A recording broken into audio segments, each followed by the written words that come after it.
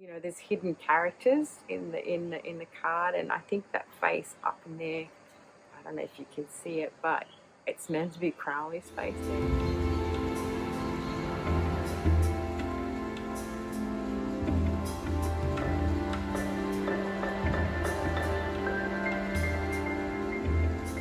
Well, hello everyone. Welcome back to my channel, The Importance of Temperance. I'm Katie, and a happy new year to you all. Now, I haven't been on in a minute. I know I have been busy with work. Being in retail, this is kind of the busiest part of the year for us, with lead up to Christmas and then the Boxing Day sales, and also because it is January now and it's school holidays here in Australia for the rest of the month, so it's very busy. So I hope that wherever you are in the world, you're doing super well. I hope that you spent a really lovely holiday season doing the things that you wanted to do and spending the time that you wanted to spend with your loved ones. And for those of you who don't celebrate, I hope they had a great time anyway. So wishing you all very happy 2024. And I hope that it does bring us thriving that we all kind of really deserve at the end of the day. We've been through some hard times. The struggle's been real.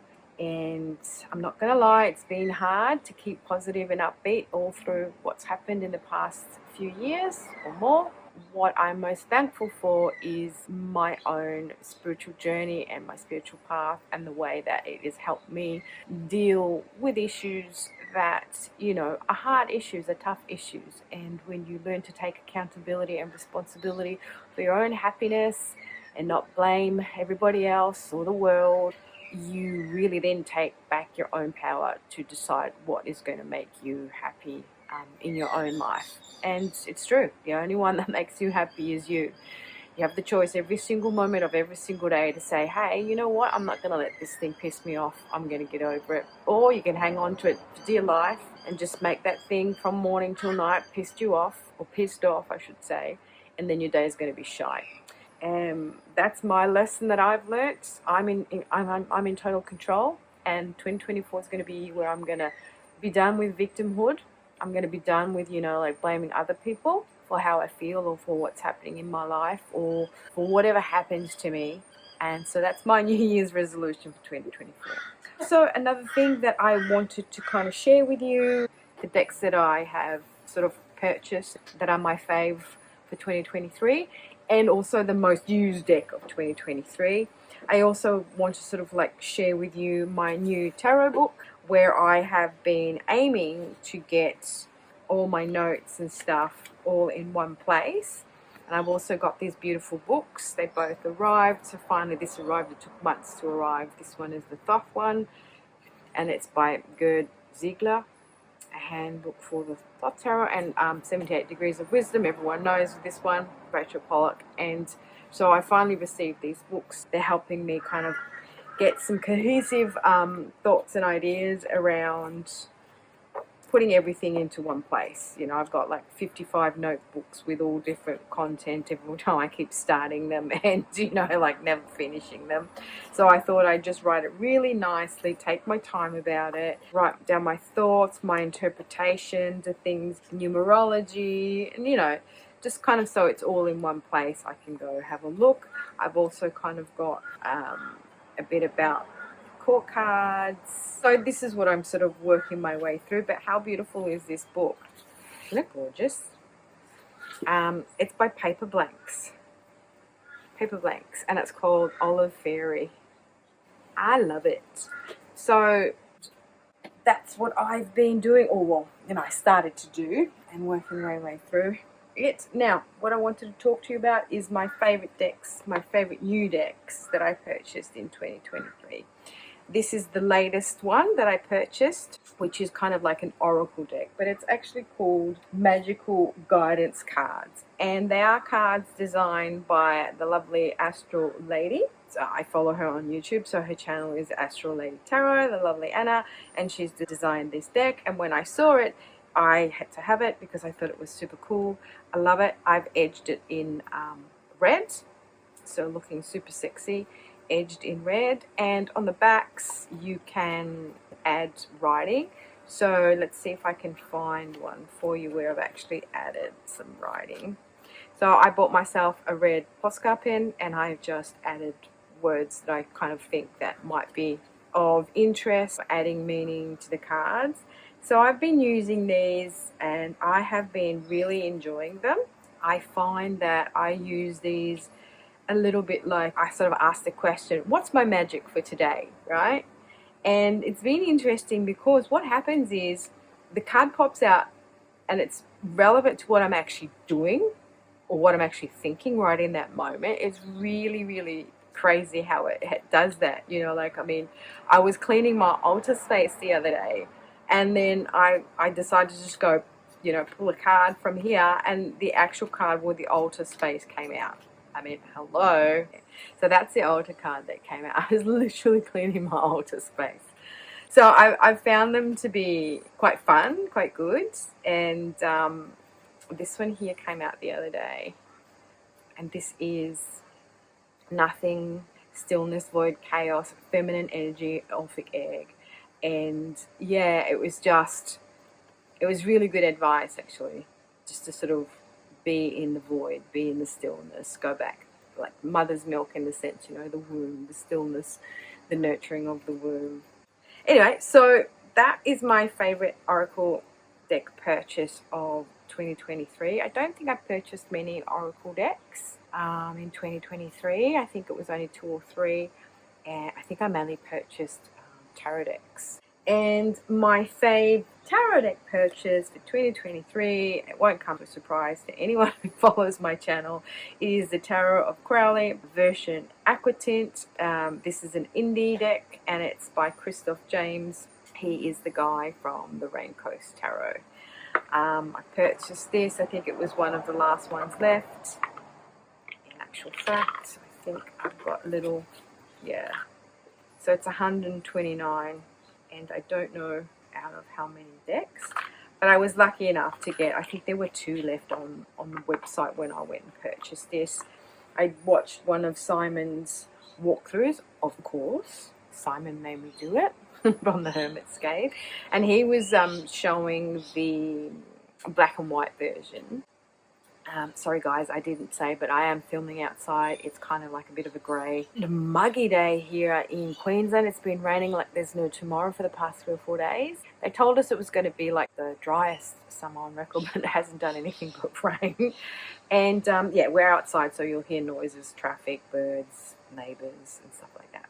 So yeah, so I absolutely love this deck, and I've worked with it, and I find it really fun and cheeky, and it's not a Thoth deck by any stretch of the imagination. It's an RWS system, and you know, just his own interpretation, and there's funny things like the Ming guy in there, and then there's, you know, there's hidden characters in the card, and I think that face up in there, I don't know if you can see it, but it's meant to be Crowley's face there.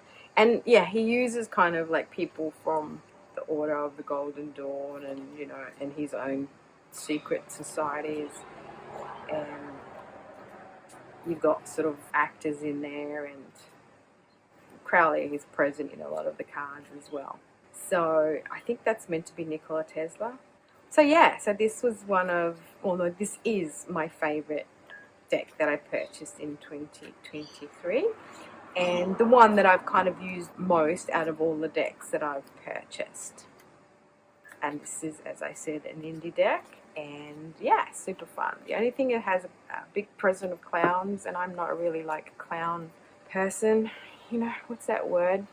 When you're phobic, like you're like clown phobic. I think I've got a bit of that. But anyway, I can deal because I sort of take them in a fun way, if that makes sense. And then I just want to give a shout out to the deck that I use the most, which is obviously, and it won't come as a surprise, the deck that I have most used in 2023 is my Oracle deck, and that is the Oracle of the Radiant Sun, which that's the booklet. I've got the deck inside on my altar space. But yeah, I use this, I use the booklet, I just use it every day because I don't know, I just love it. Right, and then another thing that I wanted to talk about was the card of the year. So I did a boo-boo last year because I miscalculated my card of the year. I didn't add it up correctly, and I ended up getting the world as the card of the year. And it really didn't feel like a kind of world year last year. And then when I calculated this year, I got the death card, right? And then I thought, so my card last year was the actual hangman, and that makes sense because for me 2023 has been kind of a hangman year.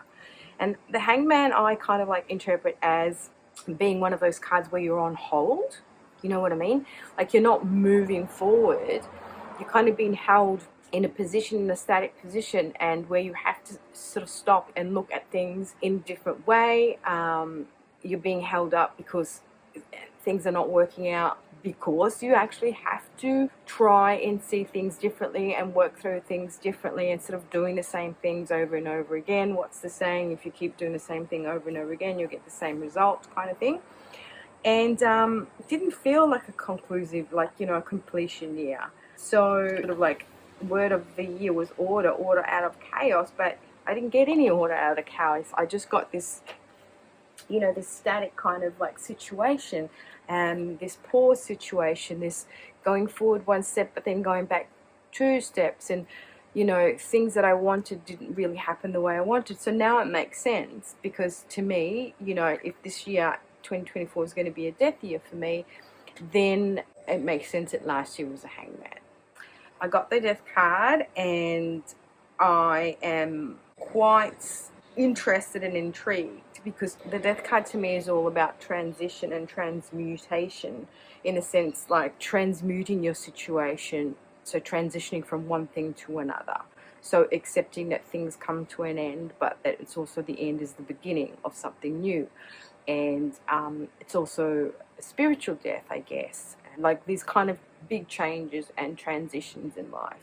So very interestingly, the messages I've been getting since the start of the year are all about the death of the old and the start of the new, the death of the ego, being more spiritual, being more present, being more in the moment, reevaluating yourself as a human being, how you want to show up in the world, what you want to do with your life, and that kind of thing. So to me, the death card is very significant, because obviously there has to be a death of something, a sacrifice of something, or letting go of something, and also an ability to see through all the crap in your life and trying and get rid of that excess that is not needed, and come to the crux of the matter, and get to the real stuff. And also, what I asked was, what's the magic of this year that I have to embrace?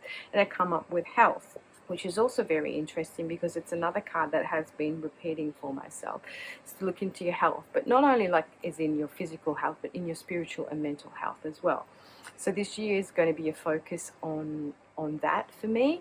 I have been neglecting to be, good with my diet, with my exercise.